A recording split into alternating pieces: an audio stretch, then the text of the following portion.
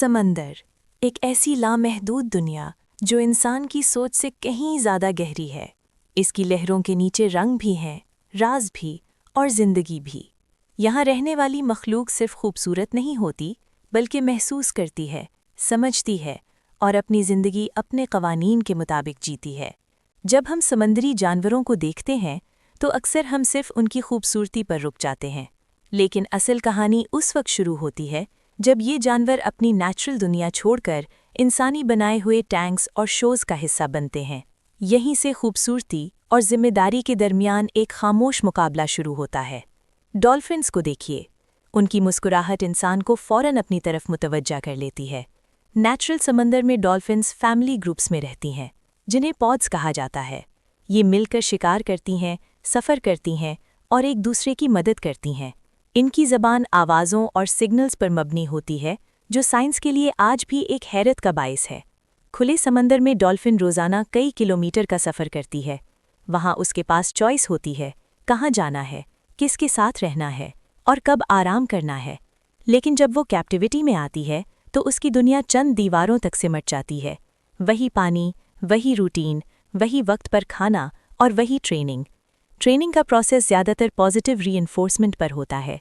जब डॉल्फिन कोई मूव या ट्रिक सही करती है तो उसे मछली या रिवॉर्ड दिया जाता है।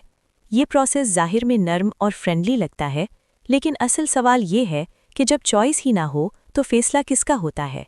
क्या परफॉर्मेंस हमेशा खुशी की निशानी होती है या कभी-कभी मजबूरी की? अब ज़रा वेल्स की तरफ आइए।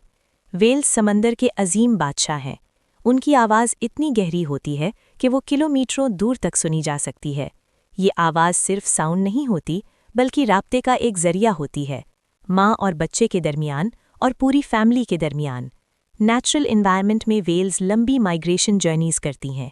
ये सफ़र सिर्फ जिस्म का नहीं होता, बल्कि यादों और रिवायात का भी होता है। माँ अपने बच्चे को सालों तक अपने साथ रखती है, उसे समंदर के क़वानीन सिखाती है। कैप्टिविटी में ये अजीम जानवर छोटी सी जगह तक महदूद हो जाता है। उसकी मूवमेंट रुक जाती है, आवाज़ वापस दीवारों से टकरा कर लौट आती है। ये हालत अक्सर ज़हनी दबाव और परेशानी का सबब बनती है।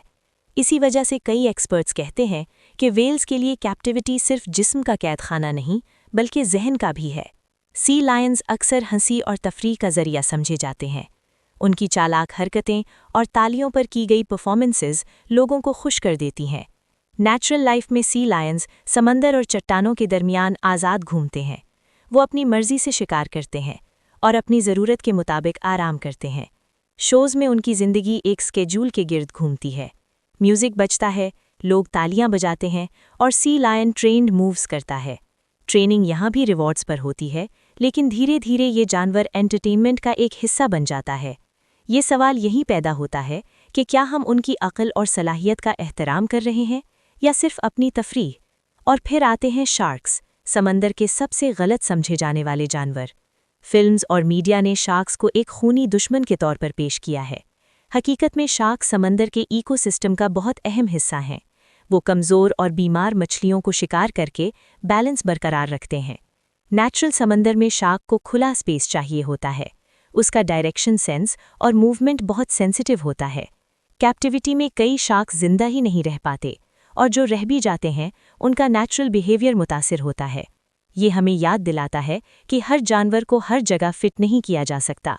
नेचुरल लाइफ और कैप्टिविटी के दरमियान फ़र्क सिर्फ जगह का नहीं, बल्कि एहसास का भी है। नेचुरल लाइफ में जानवर के पास चॉइस होती है, मूवमेंट होती है और अपनी फितरत के मुताबिक जीने का हक होता है।